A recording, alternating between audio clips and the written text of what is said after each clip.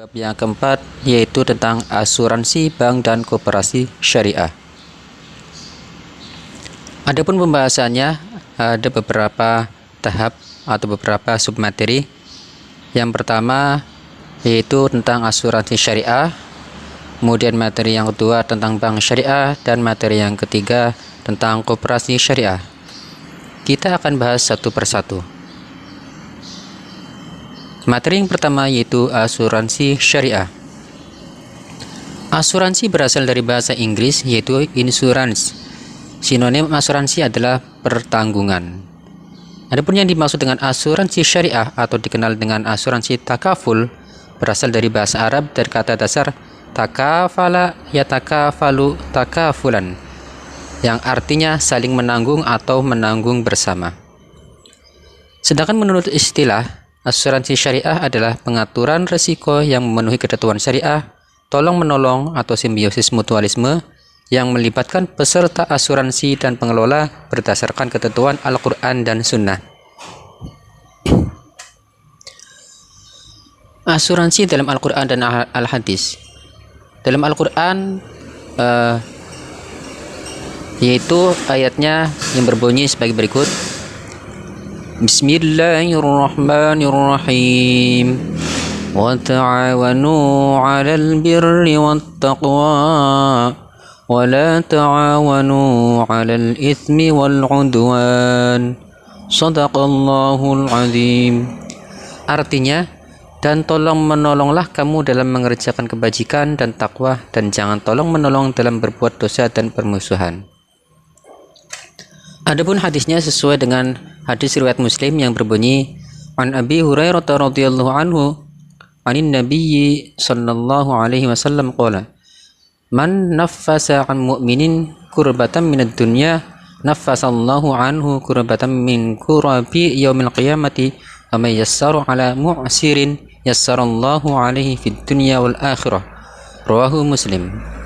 Artinya, diriwayatkan dari Abu Hurairah radhiyallahu an, Nabi Muhammad sallallahu alaihi wasallam bersabda, barang siapa yang menghilangkan kesulitan duniawi seorang mukmin, maka Allah akan menghilangkan kesulitannya pada hari kiamat. Dan barang siapa yang memudahkan kesulitan seseorang, maka Allah akan mempermudah urusannya di dunia dan di akhirat. Hadis riwayat Muslim. Sejarah berdirinya asuransi syariah. Perusahaan asuransi ZN Brand Asuransi Marskapij pada tahun 1843. Adapun perusahaan asuransi syariah pertama di Indonesia diawali dari kepedulian Ikatan Cendekiawan Muslim Indonesia atau ICMI yang bekerja sama dengan PT Asuransi Jiwa Tugu Mandiri, Bank Muamalat TBK, Departemen Keuangan RI, dan beberapa pengusaha Muslim Indonesia dengan bantuan teknis dari Syarikat Takaful Malaysia BHD.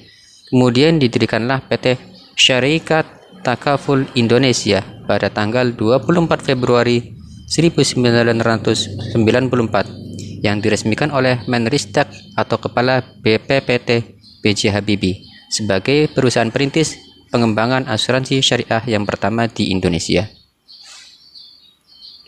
Perbedaan hukum asuransi menurut para fuqaha. Yang pertama, dihukumi haram. Alasannya adalah karena pertimbangan adanya aspek riba dan gharar atau transaksi bisnis yang mengandung tidak ada yang membahas tentang persoalan asuransi sehingga tidak ditemukan dalil yang melarang praktek asuransi. Hal itulah kemudian yang menjadi alasan golongan ulama fikih yang membolehkan asuransi. Sedangkan yang ketiga, ulama fikih kontemporer membagi asuransi menjadi dua, yaitu asuransi tijari atau asuransi yang bersifat komersil, maka hukumnya haram. Alasannya terdapat praktik riba dan gharar. Dan yang kedua adalah asuransi ta'awuni atau tabarru, yang merupakan asuransi sosial dan landasannya adalah tolong-menolong, sehingga hukum asuransi ini mubah atau boleh. Hukum asuransi syariah di Indonesia. Fatwa MUI nomor 21 /TRN MUI /10 Romawi /2001 mempertegas kehalalan asuransi syariah yang diantaranya mengatur tentang prinsip umum dan akad asuransi syariah. Sedangkan regulasinya mengatur tentang seluk-beluk dan pengelolaan asuransi di Indonesia diatur dalam Undang-Undang Nomor 40 Tahun 2014 tentang perasuransian. Undang-undang ini mengatur tidak hanya asuransi konvensional, namun juga mengatur tentang tata kelola asuransi syariah dengan syarat jelas dan terperinci. Adapun rukun asuransi syariah, yang pertama harus ada kafil, yaitu orang yang menjamin dengan syarat baligh, berakal, bebas berkehendak, dan tidak tercegah membelanjakan hartanya. Rukun yang kedua, makfullah, yaitu orang yang berpiutang disarankan sudah dikenal oleh kafil. Kemudian rukun yang ketiga, makful anhu, yaitu orang yang berhutang. Sedangkan yang keempat, makful bih, yaitu utang, baik barang maupun uang, disyaratkan diketahui dan jumlahnya tetap. Syarat dan larangan asuransi syariah. Yang pertama syaratnya baligh, kedua berakal, yang ketiga bebas berkehendak atau tidak dalam paksaan, yang keempat tidak sah transaksi atas sesuatu yang tidak diketahui atau gharar, yang kelima tidak sah transaksi jika mengandung unsur riba, dan yang keenam tidak sah transaksi jika mengandung praktek perjudian atau maisir. Tujuan dan prinsip asuransi syariah. Yang pertama, tujuan asuransi syariah yaitu melindungi peserta asuransi dari kemungkinan terjadinya risiko yang tidak bisa diprediksi.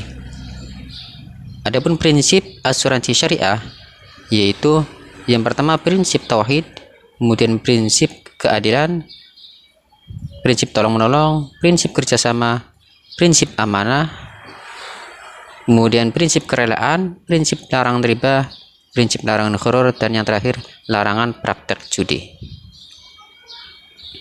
Perbedaan asuransi non syariah dengan asuransi syariah. Yang pertama dari aspek visi dan misi. Pada asuransi non syariah terdapat misi ekonomi dan misi sosial, sedangkan pada asuransi syariah ada misi akidah dan syiar Islam, kemudian misi ibadah atau ta'awun. Yang ketiga misi perekonomian, dan yang terakhir misi pemberdayaan umat. Dari aspek dewan pengawas, dalam asuransi non syariah tidak ada dewan pengawas, sedangkan pada asuransi syariah terdapat dewan pengawas. Aspek yang selanjutnya yaitu aspek akad atau perjanjian. Pada asuransi non syariah didasarkan pada prinsip jual beli, sedangkan pada asuransi syariah didasarkan pada prinsip tolong menolong. Kemudian aspek yang keempat yaitu investasi dana. Pada asuransi non syariah tidak dibatasi halal haramnya objek investasi, sedangkan pada asuransi syariah tidak bertentangan dengan prinsip syariat Islam. Kemudian dari aspek kepemilikan dana, pada asuransi non syariah dana yang terkumpul menjadi milik perusahaan dan bebas diinvestasikan, sedangkan pada asuransi syariah dana yang terkumpul milik peserta, perusahaan hanya diberi amanah untuk mengelola.